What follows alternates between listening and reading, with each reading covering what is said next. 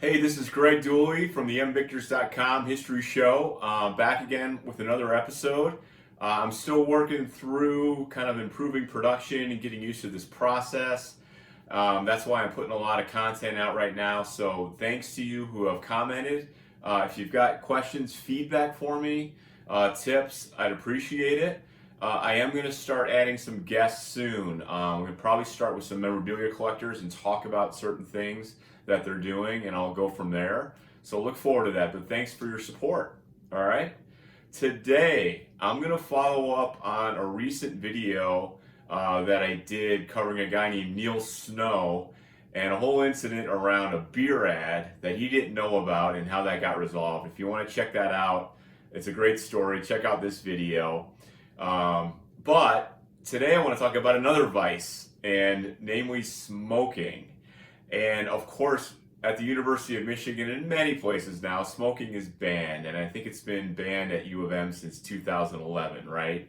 On campus, that is. But back in the day, smoking was a big part of campus life, you know, and Fielding Yost famously, although he never touched alcohol, he always had a cigar in his mouth. There's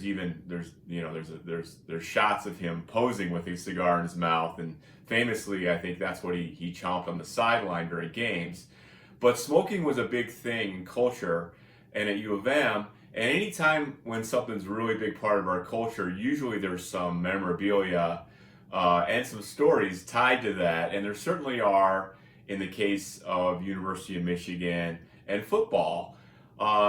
By the way, ashtrays come up all the time on eBay, often with a sports theme from Michigan.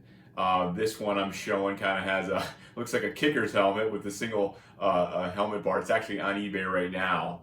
And there's some older ones that look like the one I'm showing here that are like carved with a depiction of Michigan Stadium in it with a Wolverine. They're highly collectible.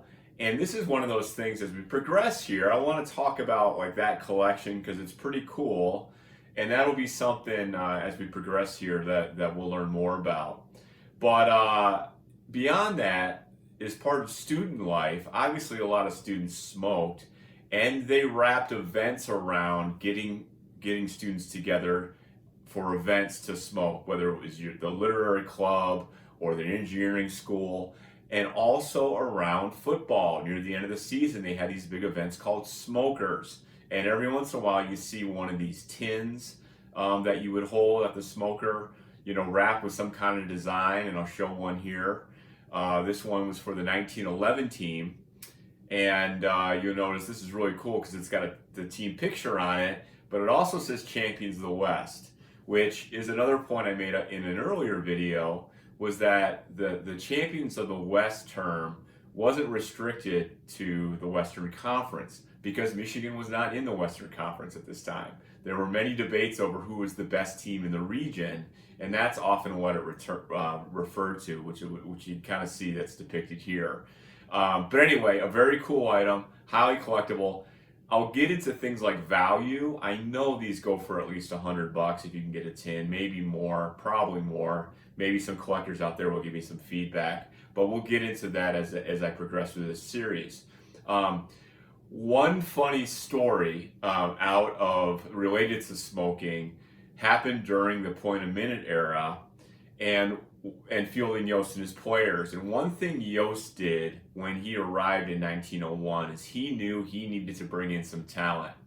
Yost was very familiar with the gray areas and sometimes over the gray areas of using transfer rules and bringing in other players that had previously played for other schools to play wherever he went. He did that a few times in his career. He actually did it himself. It's another story.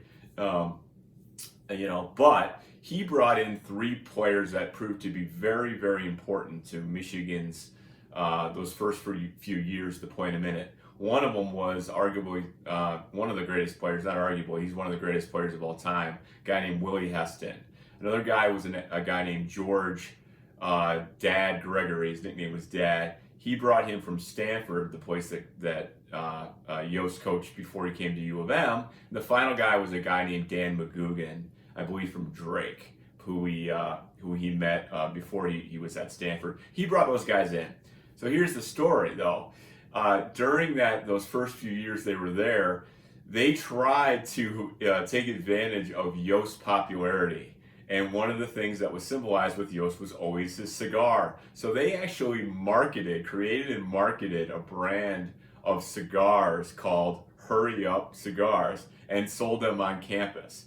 The beauty of this is they were horrible, the cigars were horrible, and the whole thing folded. But I love that the whole notion of a scheme of active students and football players trying to market something with, based on the name of their coach, and of course, of all things, a cigar. So a cool story. I hope you like that. Look forward to more stuff like this. If you have questions about this episode, let me know. I want to give a big shout out to my buds at Underground Printing for supporting this effort, and I will see you soon.